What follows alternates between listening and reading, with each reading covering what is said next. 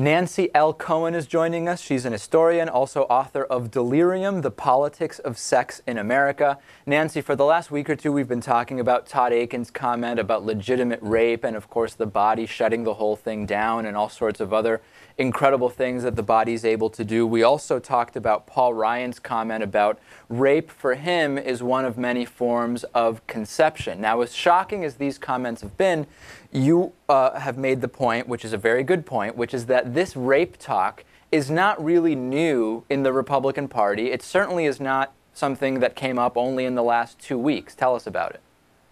Exactly. Well, this is, it's surprising to hear national candidates, a vice president for a major political party talking like this, but really no one should be surprised. The Republican Party has been taken over by extremists. We know that.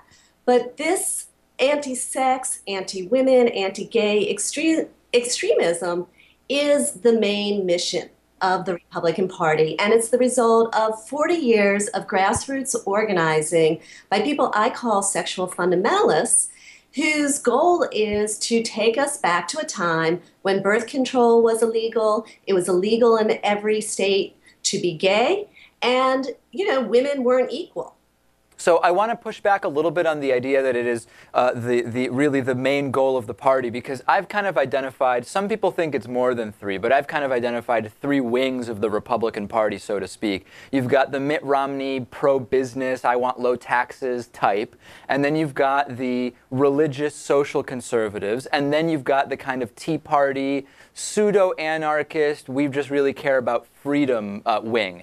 I think what you're saying is very accurate, but I don't know that I would apply it to the Republican Party as a whole, but really specifically to that second group, the religious social conservative.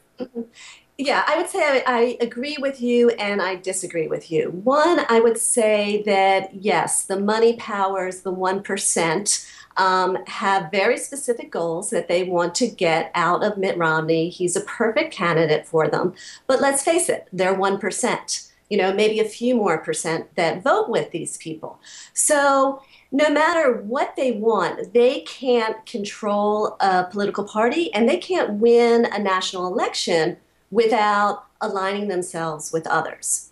So where I slightly disagree with you, and this is the relationship between the Tea Party and the religious right, I tell the story in Delirium about how the Tea Party was little more than a rebranding of the Christian right during a very unpopular time. And so if you look at a lot of the polling on what so-called Tea Party identifiers believe, they are disproportionately against things like the repeal of Don't Ask, Don't Tell. They're disproportionately against birth control and abortion.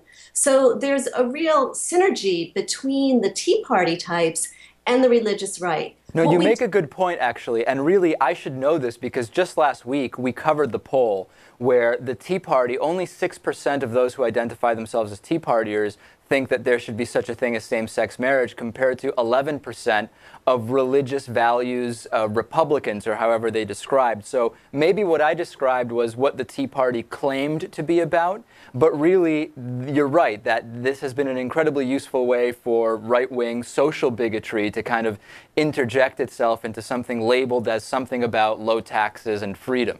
Right. Americans, a widely shared value on the left and the right in America is freedom. So if you want to try to weasel your way back into power in America and you're very good at political organizing and you don't care what lies you tell, then you call yourself freedom lovers. Okay? When they're talking about putting transvaginal ultrasounds in our vaginas, I don't think that's freedom loving. Right. No, it's one of those incredible double standards where it's all about freedom, except when it comes to be freedom about anything that's not part of the Bible or otherwise part of the religious rights agenda. Then the government getting involved is not only okay, it's absolutely necessary to maintain the fabric of the country. Exactly. So let's go back a little bit to the rape comments, because I'm actually a little surprised. I've started to get a lot of emails from women, messages on Twitter, etc., saying, I appreciate that you've been covering the Akin comments and the Ryan comments, etc., but we really got to move on because we're getting sick of it. And I was actually surprised to hear that from a lot of self-described progressive women. What do you make of that? I'm not passing any judgment or making any analysis. I'm merely passing along to you the messages I've been getting. Are you surprised to hear that? Well, I'm a little surprised to hear that. I guess from my perspective, I spent the last couple years writing a book about this kind of radical, far-right religious fundamentalism at a time when the press was talking mostly about freedom and taxes and deficits and stuff. And so what I realized is, and looking over the polling from the last 40 or 50 years, the social issues really are winning issues for progressives and for Democrats. Now, we've been told by conventional wisdom that these alienate mainstream Americans. That's not true. I talk about that a lot. So I got one email like this from a close friend of mine who is a progressive but doesn't spend a lot of time following politics. And she said virtually the same thing. I wish these right-to-lifers would just shut up. We want to get to the real issues. So I think the problem is, the dilemma is that, we want to see the middle class rebuilt. We want to see fair taxes. There's a lot of things on a progressive agenda that really do seem more important than fighting battles that should have been won a long time ago. But I guess what I would caution is that when we assume that those battles have been won, the sexual fundamentalists come back into power because they don't stop talking about this among their constituency. And it's really important that a lot of the people who weren't paying attention to politics over the summer are aware of what today's Republican Party is really about, that the extremists are running the show, and that Romney is fully on board with this really extreme agenda.